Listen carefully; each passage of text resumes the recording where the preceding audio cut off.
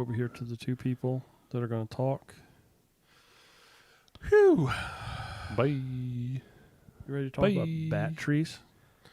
Bat trees? About bat trees? I got bat boxes. All right, you ready to do this? Man, my hair is looking good. It does show my receding hairline. That's happened as I turned 30. No, it's actually that looks really good on you. You've got style. You've got style. I got out of the shower. I put some lotion in my hair because my scalp was dry. That's all I did. Lotion? You never do that? No, I've never put lotion. Because I shaved my neck today, and I got dry. I got like sensitive skin. So I put some lotion on here and then just put a little in my hair because of my scalp. And that's all I do. Yeah, I'm a stylish man. I like it. Everyone knows about that. No one didn't realize real life. Hey, Billy's here. Billy. Oh, I was going to say Billy. Is his name Billy? Mm-hmm, yeah. My name's William. Yeah, Joey got that good hair. Phil, thank you, Phil. Oh, thanks, Phil.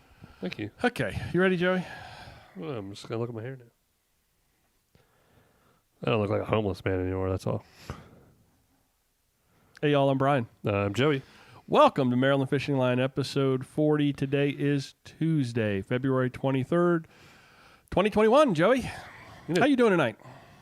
Good. We had an eventful last podcast. Yeah, it was. Yeah, it was a good one. It's a good one. Yeah, we felt like fun. We were, kind of there. Old times. Old times. So we're going to talk a little bit about fishing tonight, and we're going to talk about fishing at all. We're going to talk about a little bit of fishing, and we're going to talk about batteries. Yeah. And battery boxes. And if you're here thinking we're going to talk about batteries to run like giant like trolling motors, that's not what we're going to talk about. Some of the same principles could apply, but I think we're mostly going to talk about running a boat's electronics. And Robert said we're backwards. I don't know what that means. Last week I think I was on one side and you were on the other. We just got to keep people everybody remember on their toes. that. Yeah, we got to keep on their toes. Keep them on their toes. Before we get too deep into all that, though, I want to say thank you to our sponsors, Maryland Kayak Outfitters in Lusby, Maryland. I'm crediting myself now. I was going to say. Mm-hmm. Yeah. JMJ Firearms and McNair HVAC in Mechanicsville, Maryland. Robin Caballero at Remax One, a fantastic real estate agent. Stoney's Kingfishers and Solomon's, Scott's Cove Marina and Deal Island, Huntingtown Automotive in Huntingtown, and East Chesapeake in Dunkirk, Rosehaven, and Bowie, otherwise known as the Chesapeake Grill. You're going to find links to all of these folks in the show notes or the show description. Make sure to let them know you heard about them here. Before we get to fishing, I got some bad news magazine-wise. COVID has finally caught up with us.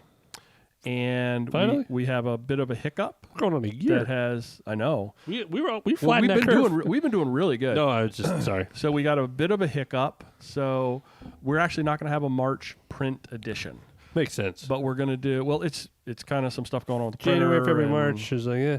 There's some stuff happening. So I feel bad because I feel like it's like sort of like the kickoff. March is like your spring, but you know what? It's today's world, and it's just finally something's caught up with us. And so we're not going to actually have a print version, but we're going to actually go ahead. We've got the version that I create to send to the printer is already done. So we're going to put that. People think we're twins.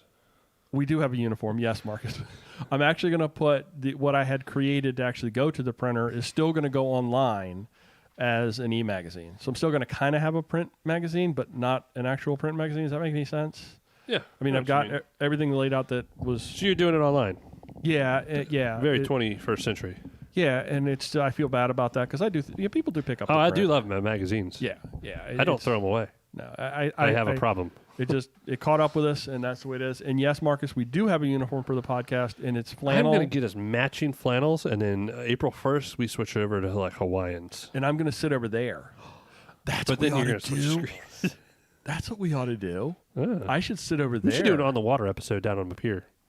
We could do that. I think that'd be a lot of fun. Let's do it. Yeah, maybe a loon will come up and bite us or something. I don't know. It'd be cool. I was flying my drone today. Oh yeah. And I got like attacked by a hawk. That was a government hawk because you were in No, I'm in a perfectly legal fly zone, but I was above the trees and I look up and here comes this hawk and he's got like, you know how birds when they're like diving on prey, their wings aren't spread out, they're kind of like folded back, but you can see their shoulders. He was definitely doing that like straight at the drone. I was like, "Oh no, you're coming." I hit the return to home button. I was like, "Get back here as fast as you can." It kind of spooked me because that's a lot of money in a drone flying around above the trees, and then here comes this bird want to take a run and dive at it. Not something that made me very comfortable. Hello, everybody in the live stream. I don't know if we've done that. No, we haven't done that yet. We do got some people in the live stream. That's awesome. So let's dive right into the same thing that we talked about last week. It's winter trout. Looking for stocked fish throughout the state. Check the DNR website. We're still waiting for that big run of yellow perch. I have not seen any big yellow perch news on any of the socials. Have you seen? No, still pickerel. Yeah. I have a stock trout in my toilet upstairs. Brown trout. Oh, dear Lord.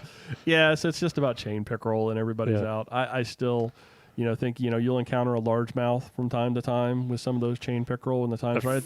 I've seen a few of the hardcore guys have really nice largemouth bycatch, I guess. Yeah. No. Well, I don't know about the bycatch because you kind of target the same thing, but they're really looking for pickerel for the tournament. Yeah. But this is the time, we had like 60-degree weather today. Ooh, the snakeheads are going to be out Thursday. Yes, it's 60. We're supposed to get 60-degree weather tomorrow, and this is that perfect formula for Thursday when that water's a little warmer up in those flats over in Blackwater. For those snakeheads to pop up into some of those shallow areas and start to feed. Did you see with, unless it was a conspiracy, the whole Texas thing? Did you hear about that? Okay. Did you hear someone, they thought that was all fake? Oh, of course. There's always somebody. There's always nuts. Over on the Texas coast, I don't know if it was down like Laguna Madre, what area? You saw all the stuff with the turtles. Mm-hmm. They saw was like 70-degree water temperature down to 37. Wow. In a time span of like overnight or something. Good grief. Yeah. Good. It's crazy. Grief. Yeah. That's going to do some damage to some stuff. That's crazy. Oh, that's crazy. So who do we have in the live stream? We got people in the live stream. Anybody needs to know too? Your dad's Paul, here. Kyle, Michael, Marcus, William, Robert, Phil. Probably Ted might be lurking. I don't know. All right, Joe, you got anything going on at the shop with boats you want to talk about? Any stuff, any news from the Joey world? You didn't go down to go redfish. I know you were talking about doing that. Between, actually Texas screwed that up. Mm-hmm. My friend Dan's mother-in-law, they have a ranch down there, and she basically got locked in. Yeah. She couldn't leave. She was going to come up. He has a kid now, spend time there. It just didn't work out. Mm-hmm. I stayed up here. I actually talked to him today. I think the 13th. Okay. Because he leaves on the 20th of March. So you're still going to get down? Yeah. Yeah. Okay. I'm hoping to go take a day off. Even if you don't the fish before you go to Colorado. No, he said we have to fish. Yeah. For my sanity, it'd be nice. Yeah. But no, he wants to. That's like he's moving to Colorado. He's not going to he's going to freshwater stuff. I got him hooked into the whole fly fishing thing, so that's kind of our thing together. Well, you won't have any choice now. Yeah. Except I sent him a huge box of saltwater tie-in materials. And then like a week later, he told me he was like, "Damn, I should have sent you some pheasant tails and stuff." So now that'll be coming up in a few weeks. Well, you'll be able to go out to Colorado once all this COVID stuff settles down. You can go out there. I think I'm vaccinated. You'll love that. Yeah. Yeah, I haven't been to Colorado since 2015. It's been a while. Yeah. No, I said what we're talking about today is I think like Jess needs to find a race to do out there. Mm-hmm. Just go out. It's easy. Anything, all kinds of buy stuff. tickets now, freaking $50. When I buy a lot of tickets. When I had to come back from Florida, I drove my daughter back down, then I had to fly back. I think it cost me $42 to drive back from Florida. Or to fly back from Florida. Yeah, it's nothing. It was just nothing. Yeah. It was, the plane was full, which I wasn't too crazy about. Yeah. So we'll see. And I have some friends out, because he'll be in Aurora, just outside of Colorado Spring, or Denver. You're a popular man. No, it's a spam call. Somebody's calling me about my auto. Extended warranty? Extended warranty, yeah. So, anyway, it'll be fun with doing some trout fishing out there. Yeah. Yeah. And then our wives will go run or something, whatever they do. So they you end are up getting in trouble together. You are going to try to get into some redfish down there within a couple of weeks. Yeah. Okay. I am itchy like it. Cool. Like I had some depression the other day when I got all hyped up to go. I saw you posted all sorts of redfish pictures on Instagram, and I think. Oh yeah, it was Dan. That was Dan's arm. He had a nice arm. That fish was nice. I have problems. I have an addiction. Yeah, I mean that's okay. That's the way. Could be worse. That's the way it is. I mean, I have like 14 of these drinks every night. That's not so bad. Anything else going on in Shop World or? No, Shop World. Everything is coming together. Yeah. I was scheduling my pickups for big boat orders today. I'm itchy to get paddle sports up and running. Yeah. Like we had more paddle sport foot traffic this Saturday than bike traffic. Wow. That's saying a lot. Had 2 people. I have no natives that'll be displayed. Had 2 more people put their names next to 2 more boats. So I'm basically down to the ones I'm keeping on my rentals. Wow. And I will not sell those. Yeah. If you want a boat, it'll be June. Well, I mean, you can. That's my next order. You can always just send those people looking for rentals. Well, I have rentals too. I know. That's what I'm saying. You go ahead and sell those rentals, and then when you have people come looking for rentals, you can just shoot them over my way. That would be fine too. That's weird because we're going to be not in competition. I don't feel like we're in competition with you. We'll find out. You're offering rentals, and I'm offering. But our angles are much different. Yeah. The way we're doing things and how we're doing secretly. I'm building up this fleet. I'm calling mine a flotilla. Yeah, that's what I want to call it. But I'll be the Sakas, the Solomon's Hill. a flotilla of fuckas. Yeah. Out there on St. Leonard like the Creek. greasers in the town or whatever they're called. Yeah. No, what are you doing out here? I think that you and I will be able to work together very well. Yeah. I will be able to send a lot of people interested in purchasing. And I don't like squashing my competition all the time, so it'll be. Oh, okay.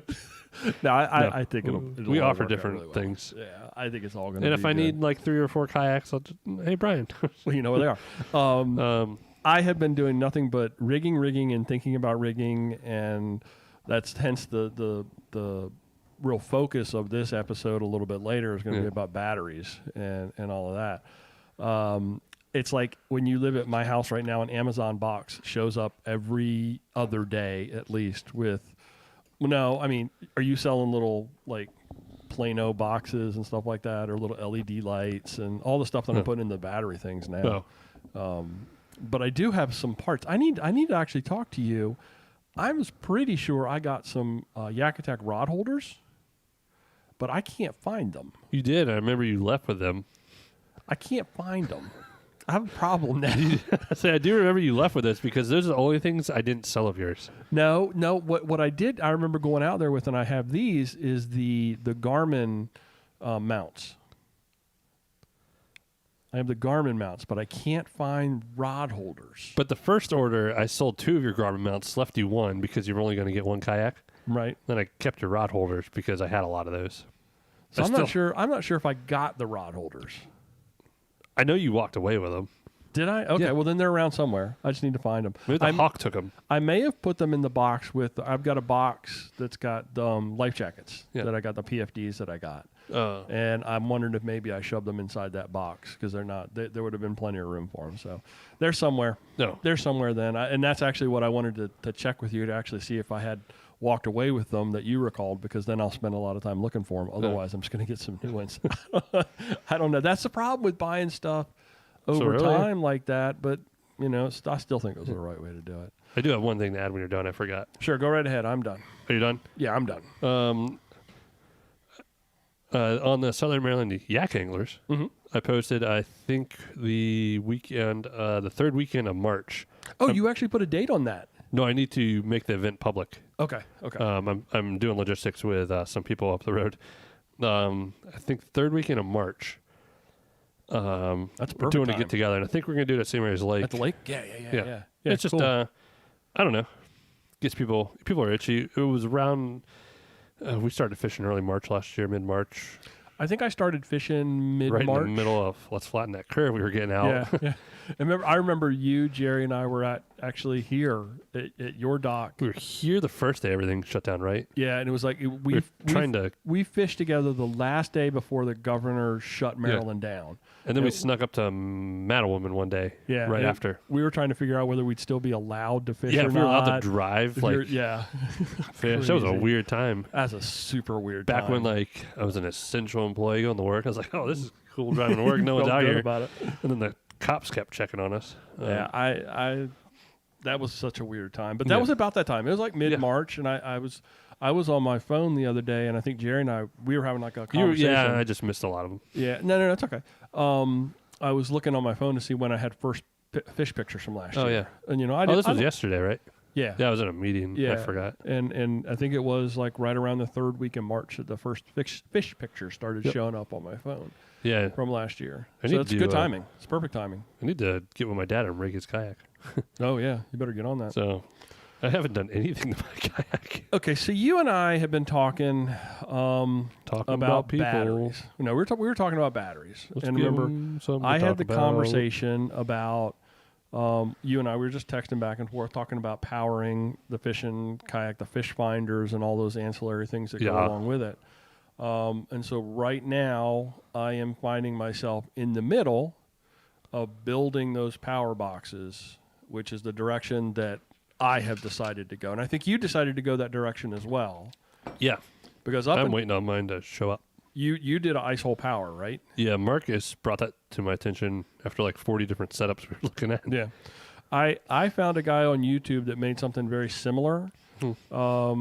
And he did a very intricate walkthrough of how he built these boxes. And so very easy to follow instructions. But your box is going to come already pre-drilled with all the bits, parts, and pieces. And then all you have to do is put it together, correct? Yeah. I would love to do something to make it, but I find myself I run out of time. Yeah. But before we get into all that and talking about the directions that we're going and why we're going in that direction, let's back the truck all the way up and talk about batteries. Let's talk about batteries first. So you've got a couple of options. What are you doing? I like doing show and tell. I just have to have a battery. Oh, okay. You got a battery. Your first option is... I'm going a little bit out of order, but I want to talk about battery types first. That's a little further down in the show notes. You've got lead acid and lithium, and that's what you just grabbed out of the closet is a lithium battery, the Dakota Lithium. Lead acid batteries, the pros of a lead acid battery is just simply cost. Yeah. They are so much cheaper. I think for that same battery, you're talking about a third of the cost for lead acid. Yeah. The cons when it comes to a lead acid battery, they're heavy. There's battery memory, and they've got limited discharge. You're really only supposed to take a lead acid battery down to 50% of capacity before you recharge it What's again. the point of that? I don't understand that. It burns the battery, and I did it last year because the first battery I had was a lead acid battery, and I think it lasted me probably about a month and a half. And because I'm fishing every day, every other day, and that battery going all the way down and having to charge it back up. And then eventually it got to the point where the battery just wouldn't last throughout the whole entire day. And it was at that point that I went to the lithium battery. I was like, forget this lead acid experiment. Gone. Just not going to work. The pros of the lithium battery, lighter weight, the depth of discharge. So like I said, you can take that battery all the way down to empty and charge it back up again, and it doesn't have any grief over that. The lifespan, that battery is going to last a lot longer than the lead acid. We already discovered that. And the cells are sealed. So like what you were just doing, you're throwing that battery around all different ways and directions. It doesn't matter which way you mount or anything with that battery. I've watched a lot of videos on people that are making power banks with lithium batteries, larger 12-volt lithium batteries, 100 amp hours. No, the big mothers. Yeah, the big ones. And they're actually mounting them sideways. You can't do that with a lead acid battery. You can't put it on its side. You need to mount it straight up and down. This thing is awesome. Yeah, I mean, it's just perfect. The con to a lithium battery is cost. Ching. Yeah, that battery right there, that 7 amp hour Dakota probably cost you, about $75, $80? Yep. And I've got 10 amp hours that I'm running, and they cost me right around $100. I am experimenting with something off of Amazon called a Miadi. M-I-A-D-Y. Like a Mazda? No, it's a lithium battery. It's an 8 amp hour, 12 volt, 8 amp hour, and it only cost about $30. And I watched a couple of YouTube videos from people that actually rip those things apart, and to see what's going on inside of them. And they did this with this Miatis. Is it a bunch of C batteries? No, it's actually just the little 18650s. Yeah. That are inside. There's just a bank in 18650s inside. They're all, lined up and welded together. And talking about the power curves and the Miati obviously doesn't stand up to the Dakota Lithium, but for a $30 lithium battery versus a $100 lithium battery, I'm willing to kind of roll the dice and see how it plays out, just because it is what it is. Yeah. Once you've got your battery, the question is, where do you put it in the boat? And you got a couple of choices. What we're going to talk about tonight is building a case that houses the battery, yep. and then you have the accessories that off of it. Or what I did last year, you're burying the battery in a box. That's what I did. Down in the hull. And the pros of that, obviously it's out of the way and you've got no external wiring. I didn't have any wiring except where it came out of the hull up at the fish finder and plugged into the back of the unit. I didn't have any wires running across the top of the deck anywhere else. So that's one nice thing. That's out of the way. You don't have anything that you've got to deal with up on the deck of the boat. The cons are big. You're always having to dig it out of the boat, and this is what drove me crazy to charge it. Because I could get, on my 10 amp hour, I would get probably 3 days of heavy use because I was fishing every day. About every third or fourth day, I'd have to get down in that hull. I had a little waterproof box down in there that held the battery. I'd have to get down in there, open that up, get the battery out, unclip it, and it just was a pain in the butt. And as I was thinking about it this year when I was talking about rigging, that was really what kind of pushed me to actually explore the idea of actually having a box, because I envisioned having to do that 5 times every third or fourth day, trying to figure out which has been used, which hasn't, digging in these holes, pulling these batteries out. It just I felt like I'm trying to be efficient. And that seemed like it was like the lack of efficiency, like the exact opposite. It's just a pain having to dig around inside the hull. And did you find that? I mean, even with just one boat? Actually, I didn't bury mine. You didn't bury yours? Luckily, my Slayer Max had a battery compartment. Which was amazing. Yeah. And then when I got my Titan, I jerry-rigged it. Remember, I don't know if you ever saw, I put my battery box that I would bury under my seat. How did I do it? I don't know. It was under my seat. I never hard mounted any of my wires yet. So your Slayer Max had a battery box? Yeah. Where was it? In the front hatch. In the front hatch. Yep. It's so padded. You just set the battery in it. If you wanted to, I'd still put it in the dry box thing I got from Dick's, and ran the cables through. But that's where the transducer hole was. That's like it was built for that. For holding that stuff securely. See, and that would have made a difference for me, because mine was just down in the hull under the front hatch. Yeah. And what would inevitably happen is I would launch the boat and it would get jostled and the battery would bounce and one of the leads would come undone. What's that? You didn't do Velcro? I thought you did Velcro. I did Velcro. I tried Velcro. It only held up for so long. Yeah. I tried zip ties to actually kind of hold it roughly in place, but then that makes it very difficult to get the battery box out. Anything that you're doing to secure the box back in the hull out of the way makes it difficult to get to the battery.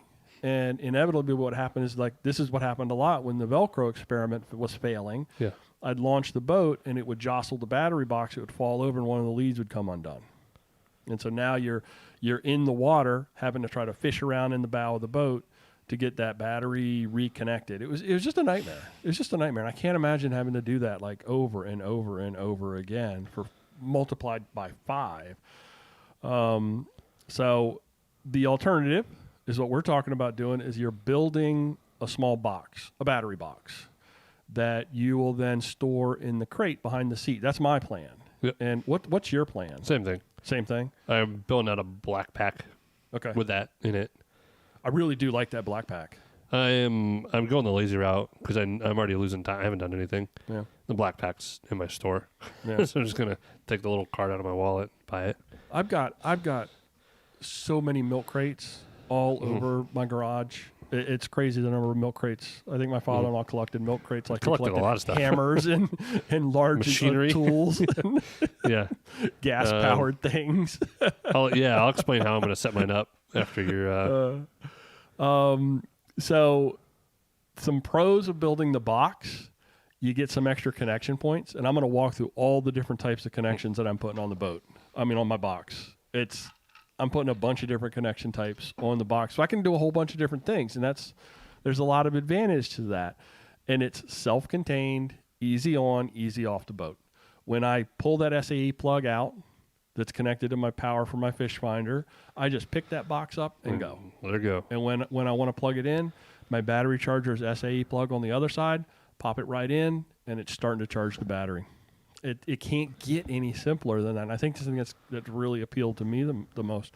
Some of the cons, though, you've got some wire on the deck because now you've got your power line that's not buried in the hull with your transducer cable. Yeah. Your power line now comes from your fish finder, and it's going to somehow snake through the seat setup and then have to get back to that battery box in your crate system on the back to be plugged in. So that's one con, and then obviously that battery box is going to take up some crate space. But we talked about that. You're very minimalist with your gear and tackle that you bring. Yeah. I'm trying to get that way, but I can't. I just feel like, well, I've got to have this. I've got to have that. I'm struggling with that.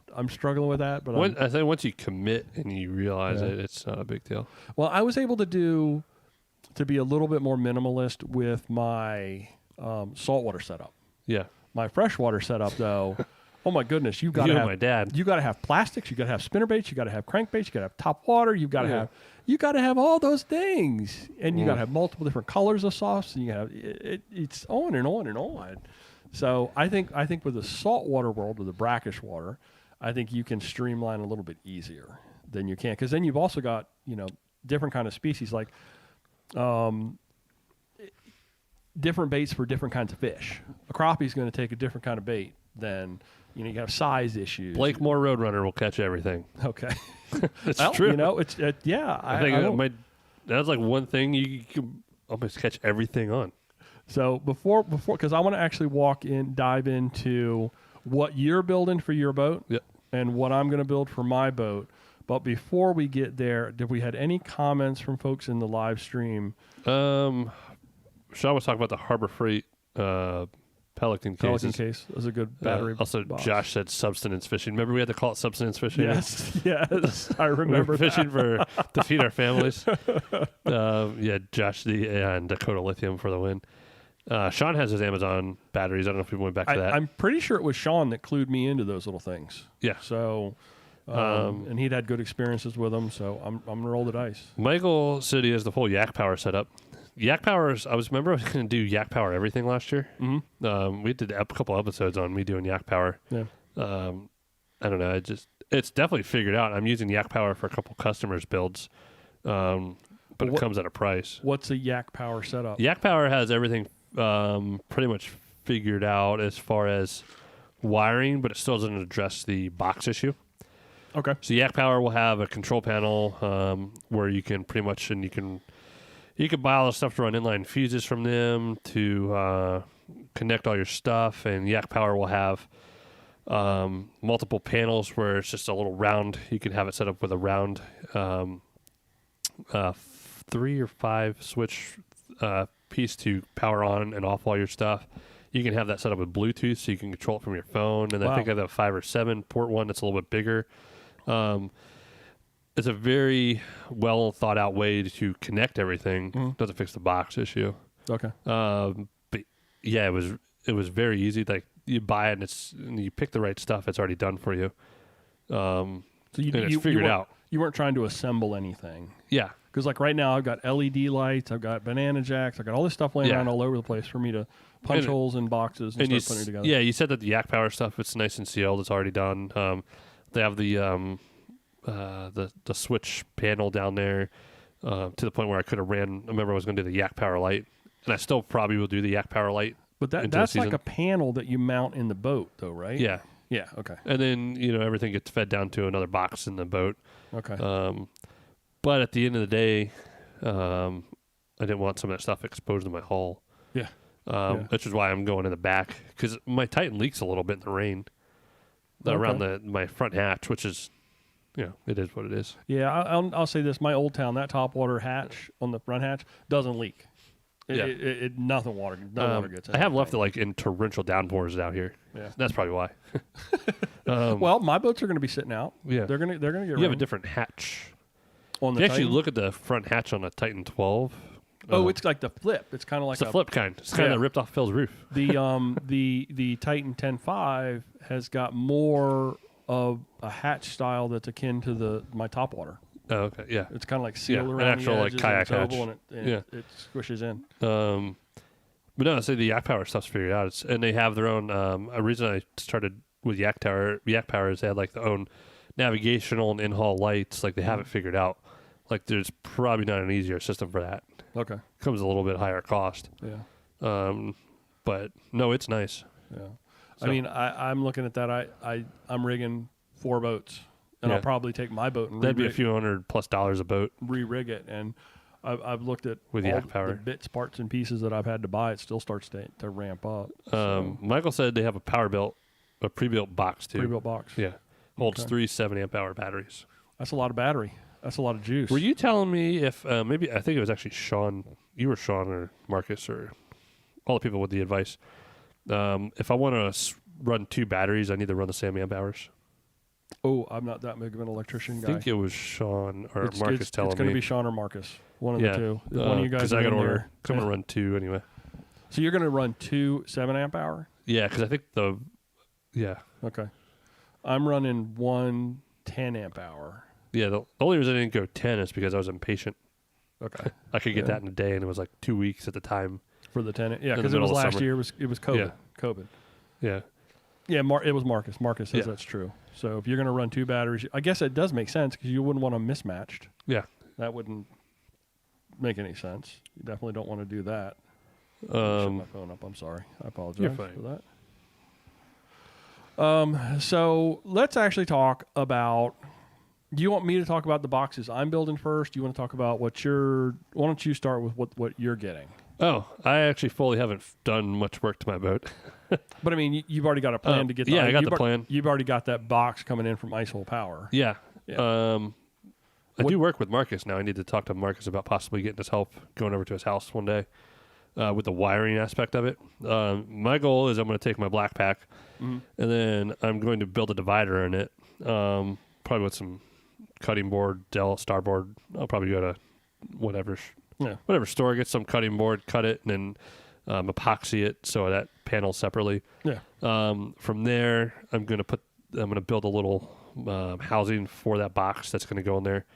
And then my Garmin actually runs right in front of my rudder control, just to my left. Okay. Like I was telling you the other day, it gets out of my way from casting and stuff. It's right there within reach. My left hand's always doing something, so it's. Yeah, I wanted to actually. Yeah. I sent you a message asking about that. Where does your wire for your transducer come out of the hull there? So did you actually open up the rudder control system and run the wire through there? Yeah. Okay. Did you have to like cut a little hole to allow that wire? I haven't it's marked right now. I actually didn't cut it yet. Okay. It's Sharpied. Okay. But yeah, I'll be going through there because it'll come up the Titan way, and then I'll go right in front where the drive goes in. There's a little it's going to go right behind where the little cover goes on, so you'll never see the wire. Yeah, it'll go in the hole, and then it'll come up right, and then it'll put another hole through the little rudder control. So the transducer sits under the boat in the little cubby. Yep. And it's got the little wire run. And actually, if you've ever noticed, the lip of that is actually a little bit. It's got a little bit of a concave to it. It's concave, and so the wire will actually run inside of it, come right up along the wire and pop in the hole. So then your transducer wire goes in the hole there, and then you fish it back to the rudder control. Yeah. And then your wire comes out of the rudder control box and directly into the back of the fish finder. Yeah, so I have a little bit of exposed, and I'll get stuff out. Not much. No, it's not much. Greg Blanchard does it. You'll have more. I probably have more exposed on my top water where it comes out and actually then runs around. Yeah. So from there, talk to me about where your power line's going to run. From my Garmin. Yes. So just probably almost identical to where it is because the Garmin's sitting just in front of the rudder control. Mm-hmm. So all my cables will be kind of cleaned up right there. Okay. So you tie them together and maybe zip tie the cable down to... Yeah. Like whether I use the seat box for anything, which I probably won't, it'll just be kind of just tucked in. Yeah. I'll probably put some strips on the seat box, though, to kind of feed that.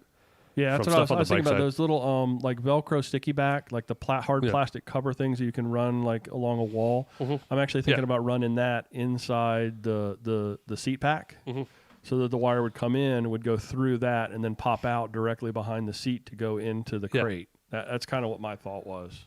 So the cool thing about me and Marcus, I told you that day, Marcus bought like every light from Walmart and West Marine. He already has his installed, and his is super clean.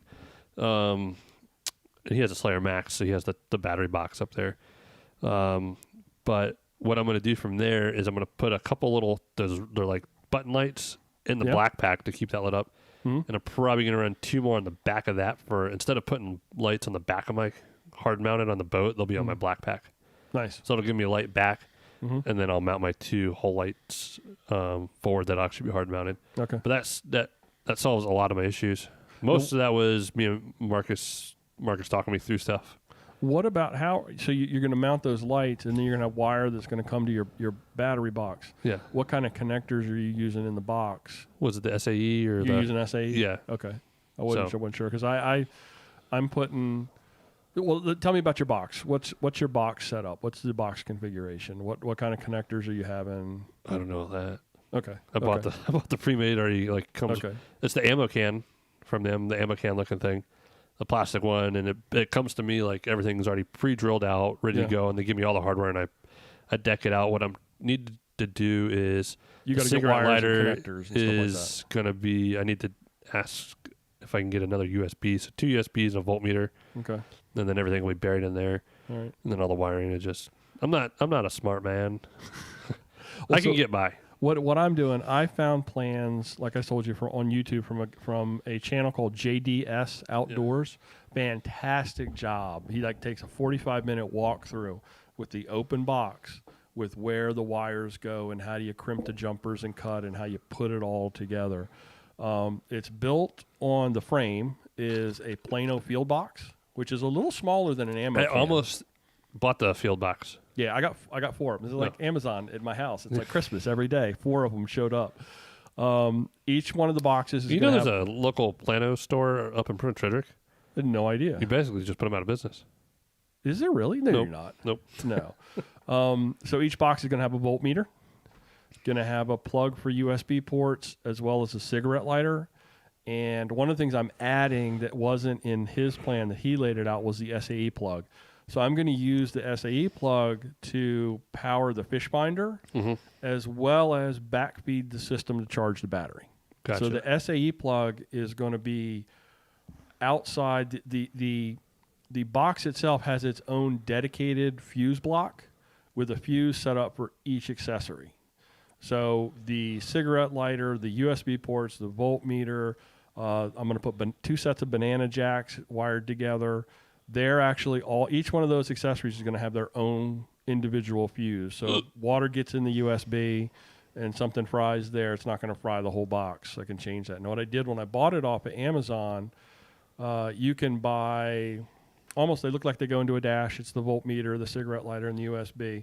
But you just pull them off of the plate, and then individual plugs that you're going to put together. Yeah. I also got some small LED lights that are going to go on the front of the box, sort of on the long edge, so that when you're carrying that box... So like a worst-case scenario, your power goes out of your home. Yeah. You could use it in your house, too. Yeah. It's because it's going to be coming up off of the boat every night. So going to have the LED lights on the side. So if you're walking through I think these would be great for bank fishermen as well. You could charge your phone, tunes, everything. You have everything right there. You'd have the LED lights on the side of it. Everything's on its own little individual switch, so that you can turn different parts on and different parts off. You can turn the LEDs on. You can turn the banana jacks on or off. Everything's on its own switch, and I think it just kind of makes sense. I think it feels like it's the right way to do it. And you're doing multiples. Yeah. You'll have the third one down pat. Yeah, what I'm planning on doing is I'm gonna the boxes. I'm gonna cut them all at the same time, and then I'm going to when I'm laying things out inside the box. My hope I got a giant box of all the little clip connectors, female, male, ring connectors, all those different butt connectors, all those things that go together. I'm really hoping that I'm going to be able to make all the wires at the same time that I make the first one. Yeah. So that then I'm simply going back and, Legoing or, plugging the pieces together. But I may change that up. I don't know. And I like we talked about earlier, I mean, this was the perfect direction, I think, for me to go. I found it such a pain in the butt trying to dig around inside that hole and just doing this. Cause right now I'm envisioning at the end of the day, you've got 3 boats that have been out. You've got 3 boxes you need to pull off. You're literally just checking the voltmeter to see if first you need to pull the box, if it needs to be charged. I think I'm going to pull them every night anyway. I don't want them sitting outside. So they're going to get pulled every night, but I'll be able to see on the voltmeter where exactly I stand with regard to status of the battery. So I won't have to play any guessing games with that. And once a fish finder comes out, boom, off it comes. And then you take the SAE plug on the charger to go right back in to backfeed the system. It's just easy. It's really easy. And I've got the added benefit because I put a lot of cameras on my personal boat. And, when I've got boats that people have out with them, they may want to be able to charge their phones. This will allow them to do that with the USB cord. I can also stop carrying around all those little battery packs to power my GoPros and instead run the cables all through directly down to that charge box in the back. I like the idea of every accessory being on its own fuse. I think that actually makes a whole lot of sense as well. In the live stream, let's see if we've got any comments on any of this stuff. Balance system is whatever you want. Switch to the system. Yeah, Michael, I've got you. I've got a note from you that circuit tester, if I need it. Oh, you don't have one? That. I do. I have a couple of them, but I was successful at rigging lights on my truck without blowing up to the regular battery. Yeah, I'm hoping the Kayak I won't burn down. Sean, he said the switches aren't necessary for anything except the lights. So like the little USB. It actually pulls power. It's got the little LED light on it. Anything that's got a little LED light on it, I want to have. I may actually pull the switch off of the cigarette lighter because honestly, that doesn't need it. But I do like the opportunity to turn off certain things like the banana jacks. If I'm not using them, I'd like to be able to turn them off to prevent any kind of issues. So that little... Marcus said the same setup for the ice box with the little glow cup. You know what the little glow cup is for? For the glowworm fishing men. Yeah. It's like you charge your fluorescent your baits that glow in the dark for ice fishing. Yeah, it's for ice fishing. Actually, it's kind of cool. Might not be a bad idea if you were to do some nighttime fishing to have that little glow club on there. So that's the other thing is the having that SAE plug, that was the one thing that I added. And there's also, this guy did a second video where he actually added solar charging into the box as well. Because Marcus was talking about, had the idea of putting out like a little panel on the black pack. All you need is a solar charge controller. And you can get them from Harbor Freight for like $20. And that goes inside the box, and you've got leads that go to the panel, and it actually works just right in line. Leads that go to the battery, leads that go to the panel, and leads that supply the load, and it just sits in the middle. And that charge controller keeps your battery healthy, so you're not frying the battery by overcharging. It's very important to do that. So, dark time. Yeah. So anyway, that's kind of the direction I'm going. It was interesting to hear, and we talked a lot about this via text over the last week or so, because I really wasn't sure what direction I was going to go. Yeah, I was bouncing around back and forth all over the place. I think Jerry was pretty hardcore on putting it in the boat. I was like, yeah, and I get it, but it depends on the what you're doing. For what you're doing, I store my boat at the water. I need to bring it up, so I'm gonna be able to carry my black pack up and because I'll be able to put my Garmin in it, and it's carry my rods. I usually use I don't think I really a lot of tackle, so. Yeah. It makes it so simple. Yeah. And it's got a handle. Yep. You just pick it up and walk away with it. What's nice when the dark time is if I want to use that as lights, it's already there. Yeah, I mean, because you know, it gets dark down. You're holding that box, and you've actually got those little LEDs right on the phone, which like fire. Now, the other thing I'm thinking about doing is using those banana jacks. If I want to put any LED lighting, any like strip LED lighting down in the hull of the boat, I'm thinking about putting some like red LED strip lighting. I'd be able to hook those up to the banana jacks. Oh, the lights that Marcus got cost the price on those were great right at West Marine. Yeah.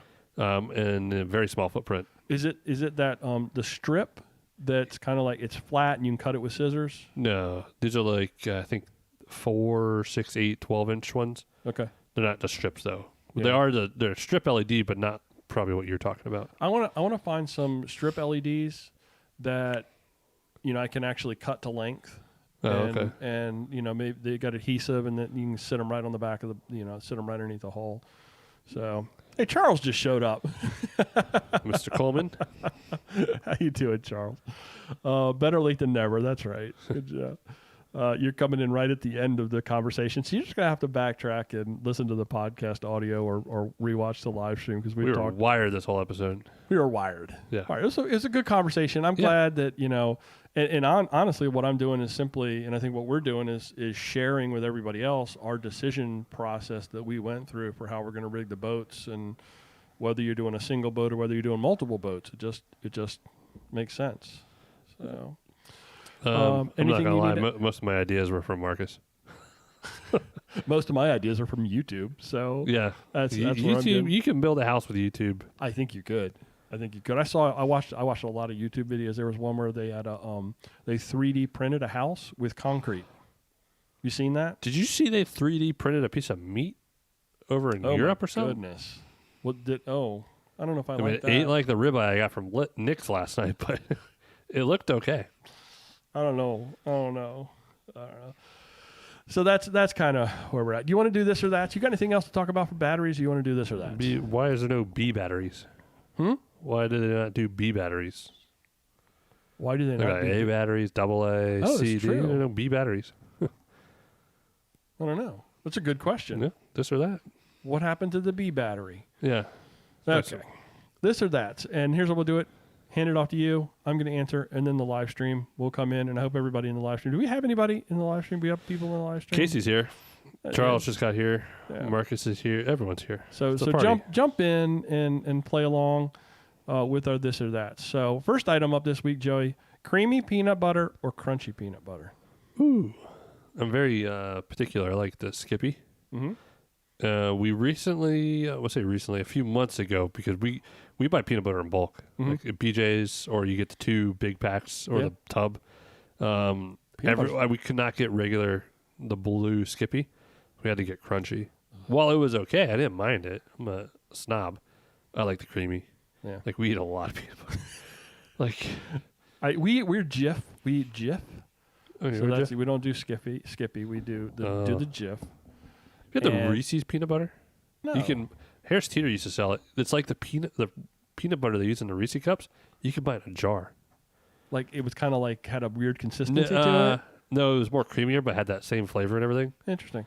You had the rationality. I think crunchy peanut butter is it's horrible. It sounds horrible. Oh. Why would you make crunchy peanut butter is good with that marshmallow fluff? Oh, yeah. It's like when you have it on the sandwich? It's like something got in your sandwich. It's like it wasn't supposed to be there. And all of a sudden, like there's like some foreign matter showed up in your sandwich. And that just really creeps me out. You're like a 4-year-old creamy not peanut eating butter. lima beans. Here's a question. When you first open the peanut butter, do you make the little happy face on the top?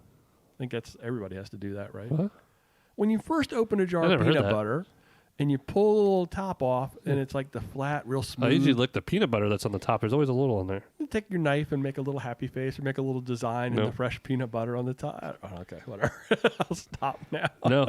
I mean, it's common to sit down with a jar of peanut butter and eat some every night. Okay, where are we at? Live stream. What is the consensus over here? Charles says creamy. Michael says crunchy. Sean says creamy. Patrick says creamy. Robert S. says creamy. Casey says creamy. Paul says creamy. Marcus says creamy. So, do we only have one crunchy? There was one crunchy. Crunchy.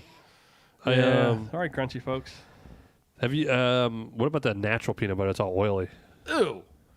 Oh, Harris Teeter pre-COVID. Harris Teeter had did you do the peanut butter machines? Processed. Yeah. Have you done the peanut butter machines at Harris Teeter? Oh no. So you could get like regular. Then they had the honey roasted, and it grounded it down for you. It's a little crunchy. Then they have like honey roasted with chocolate chips in there, and it would ground it up and mix it. That was good. Did they shut that down because of COVID? Yeah, I would actually people always broke the machine. Yeah, I would experiment with that. Brandon also thought I was crazy for drawing. No one draws the hat. What is it with you rain people? I don't know. It's just something we've always done. I'm going to start drawing the smiley face everywhere for you. I don't know. Yeah. I always wonder why my wonderful insane wife made a smiley face in the peanut butter. It's because dry peanut butter. What is dry? Michael, explain. What is dry peanut butter? Like that powdery stuff. Oh, you'd put that in like a smoothie or something. Like an additive. I put it in my bourbon. That's actually smart. But that peanut butter. Peanut butter whiskey. Yes. Yeah. I've still got some of that at home. You still have that? Yeah, I still have some of it. You may. Yeah. Oh, yeah. You gotta drink more. Yeah. Second item up on this week's This or That. Joey, old hat or new hat? Ooh, I tend to retire hats nowadays. Yeah. How long do you wear the hat before it's like, you're out of rotation? And does it come back in rotation? I feel like hats lose their structural integrity after you wash them too many times. You wash your hats? Yeah, every so often. No. Have you smelled? I don't be. I mean, I'm a gross guy. I'm not the cleanest dude. But every so often, you wear your hat in the shower and put a little shampoo on it and scrub it. No. Yeah. No, never. Just the hat's gone. Because when it reaches that point, it's gone. I got some nasty hats that I haven't washed, but I kind of have a place for them up in my office room. I have a lot of hats. I wear a lot of hats. No, I do. You do wear a lot of hats. I have a lot of hats. So old hat, new hat. Which makes you? Let's actually say, because it's got to go in rotation. New hat. Which makes you happier when you? I put have on hats the new hat? I wear if I'm going somewhere nice with my wife, and I have a hat I'm wearing to work, and I have a hat if I'm going to go on the boat. So you have hats for different occasions. I do. Okay. All right. I do feel like over time hats lose their. They lose their oomph. Yeah. I've been wearing, as you know, the same hat. You wear that a lot. But this is not the same hat. Did you not? Did you know that? You just keep on the same hat. Yeah, I do. So I bought them out of Sneed's last year because I was like, I'm a marketing guy, and I started to do the video. So I'm like, well, you got to look the same. You got to, Jeez. So I bought like 4 or 5 of these hats, and when they eventually get gross, it's like, whoop, you're gone, and I just pop a new one out, and we go into the rotation, and it's the same hat. I used to do that. I would wear only one hat a while ago. It was Sims Fly Fishing had a trucker hat. It was a nice navy blue with white. And I think I have 7 of those still. Yeah, same exact hat. I have the life cycle of it. I should see if I can find a new one on eBay because they stopped making them. That's why I bought a lot of them. You can have like the disgusting all the way to like the brand new. Yeah. It'd be cool. Well, this was my late fall. I knew I was going to wear it through the winter hat. Yeah. And so as soon as spring rolls around, I'll bust out a new one of these. This one still actually has like a stain with the blood. Remember when I fell on the dock? Oh, yeah. And cracked the back of my head open? Jeez, that's what happened. Is there anybody talking about hats? Crunchy is, Phil, you talking about the hats or the peanut butter? I could go for either or. Michael said new hat. There's a hat life cycle. Sean said, depends. Yeah. Charles, I'm going to read this one. Okay. Depends if I'm wearing a hat to go out. It has to be new, but if I'm doing something like fishing, I have my lucky hat I put on after a few crappy days on the water. Always turns my fishing luck around. There you go. Marcus said, old, new, they are all awesome. Okay. Casey, all hats are good hats. Yes, I do have my fishing specific hats. Yeah. I don't know. There's some that are luckier, some that are just too nice to wear on the water and get disgusting. I tend to wear the same. It doesn't matter whether I'm fishing or what I'm doing. It's the same hat. It's my hat. So you smell like fish. But I've never washed a hat. You've never washed a hat? Never washed a hat. As soon as you wash a hat, I feel like you destroy it. No, just saying at a certain point. I'm not washing it every night. I don't know. I just feel like when a hat gets to a point that it needs to be washed, it's time to. I mean, there was a chunk of time in my early 20s where I always wore a hat. Yeah. And then I'd have to wash them. Okay. So. All right. Third item on this week's. I feel like I did a better this or that game for this podcast than I did for the last one. They were both good. I know. I think this is definitely better. This one's good for you. Mini golf or real golf? I like real golf. I knew you'd say that because you're a golfer. Yeah. You played golf in high school, right? Yeah. Yeah. No, I like. I love real golf. Mini golf's fun. I don't know. I do like real golf. Yeah, I like it a lot. I could never get into the golf game. It just felt to me like it was always like an effort and frustration. And it's not everybody's thing, you know. You do half and half like Happy Gilmore. You learn how to play golf on a mini putt course or a mini golf course. Yeah. To go beat Shooter. Yeah. What a great movie that is, though. Yeah. I don't know. I just always the mini golf was always my thing. Good Ocean City. It's fun. I set the course up in the backyard. I got the indoor course in the basement. You know, it's just golf. It's mini golf. Live stream have any kind of position? Michael says he has a special cage to wash that. My wife might kill me if I wash my hats in the dishwasher. Charles said real golf. Paul said real golf. Mini because the fam will join. There you go, Phil. Sometimes you just got to get away from everyone now. I guess that's fishing for me. Patrick said fishing golf courses. That just took me a second to realize that. Robert said mini golf, pad back for regular golf. My back always is sore after I play real golf now. Sean said mini can't put time and effort into learning real golf. Marcus said real golf carts and pier. They're like Charlie Sheen and Navy SEALs. Charles says got a new set of Callaways down in the basement. I need to break in this spring. And then Kate said neither mini golf is frustrating, real golf is expensive, and just a nice walk around.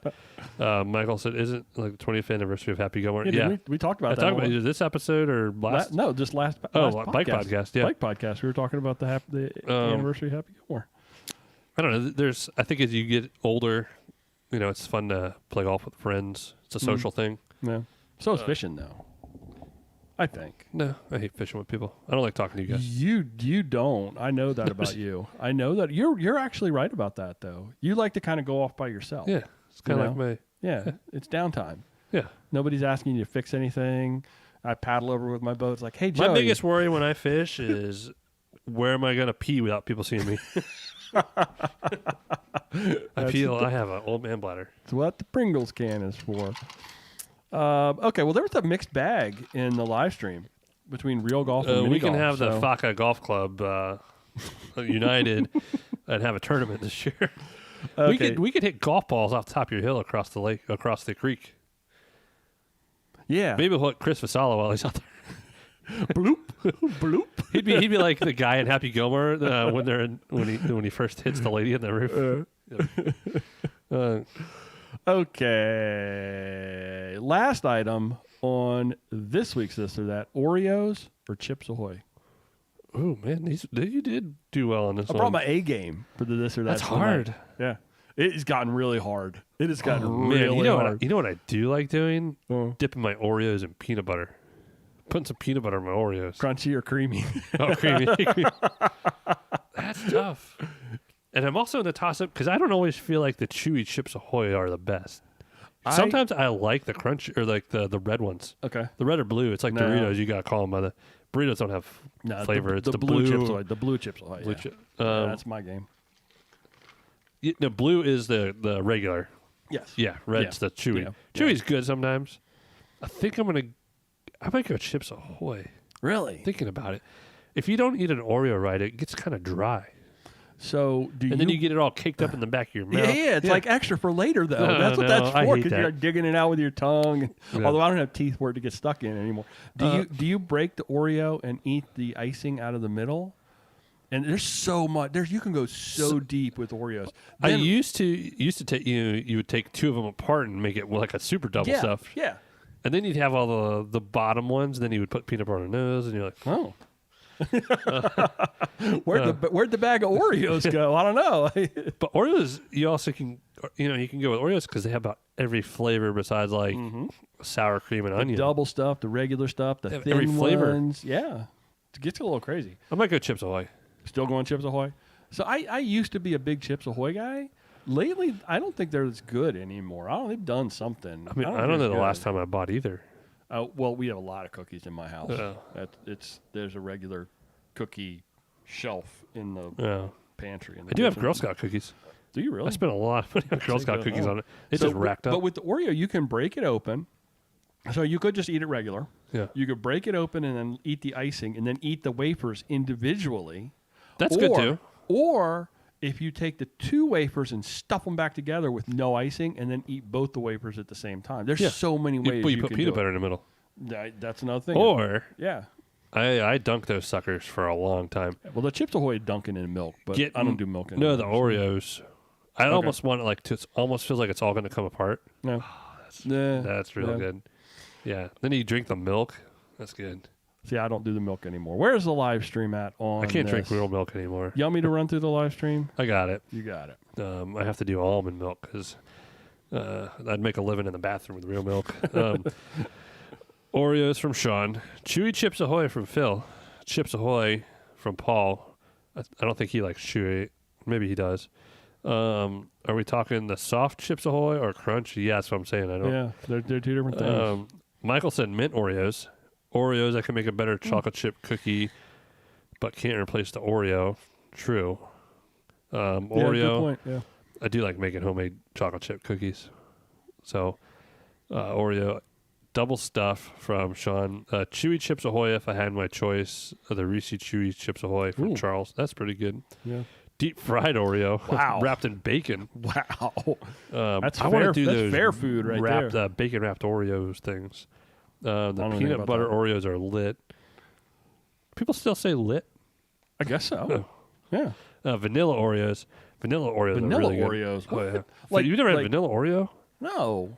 Oh, I almost am at a point where I take vanilla stuff over chocolate nowadays. Now, what about the off-brand, like the no-name brand Oreos that are like they're never the same. No, they should just stop. Oh, why are you even trying to do that? Just stop. Just stop.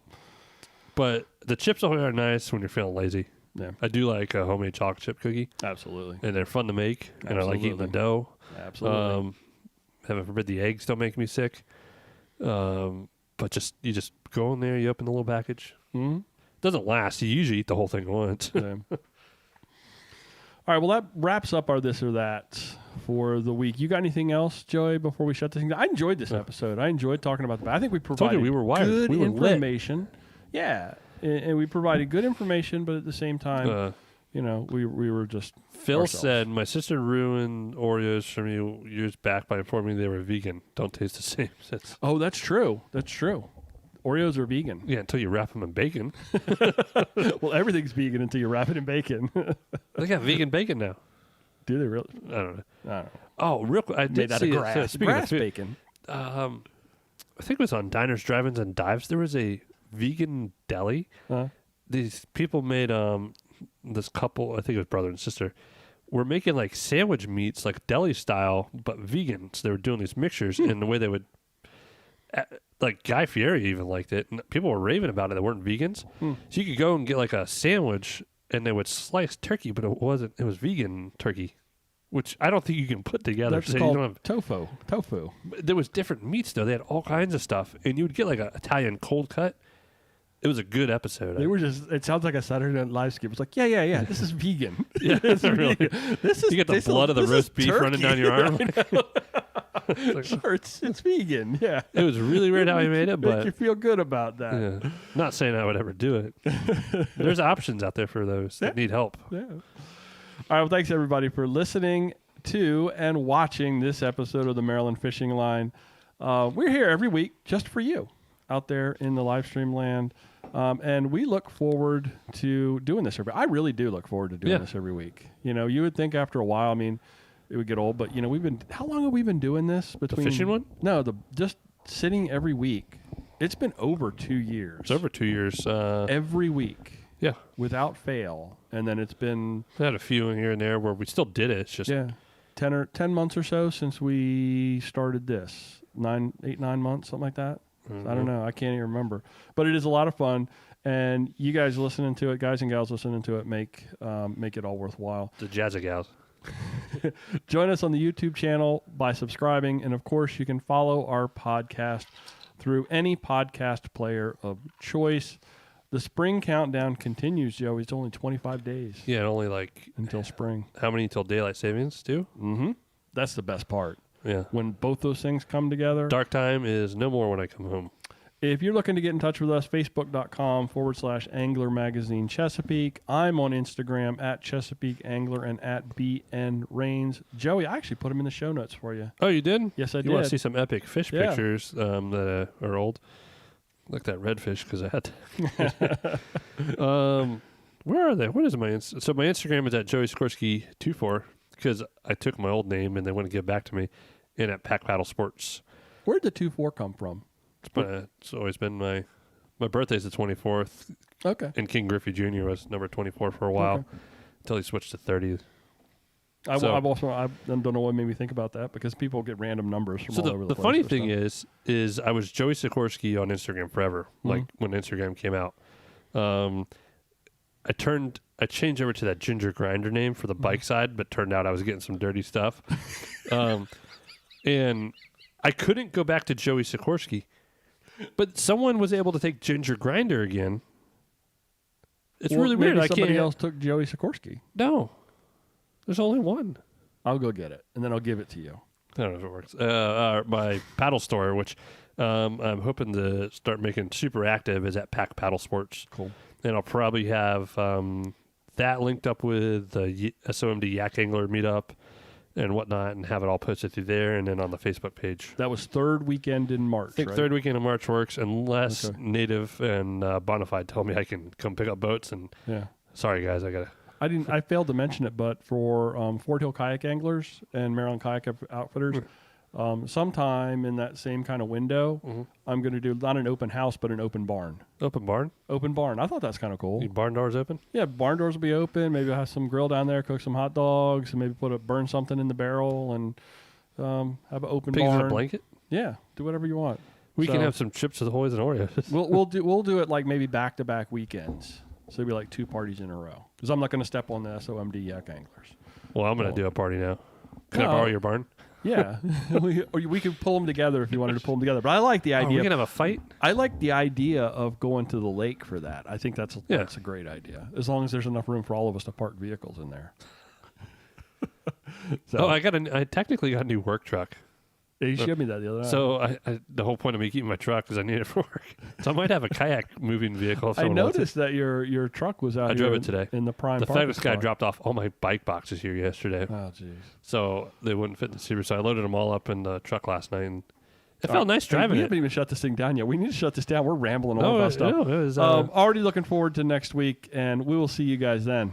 Love you. Bye. Love you. Bye. I'll tell you what, though. After not driving it for a while, after dark, it was like driving a monster truck.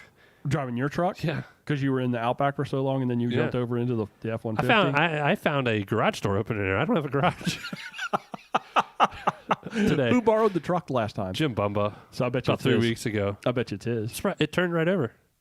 I figured with it being so cold. I'd say the garage door opener is probably his. Yeah. Yeah. He said it wasn't, though. That's the weird part.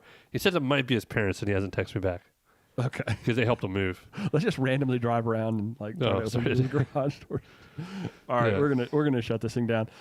Thanks everybody in the live stream for hanging out with us for a while tonight, and we'll see y'all again next week. Love you. Bye. Love you. Bye.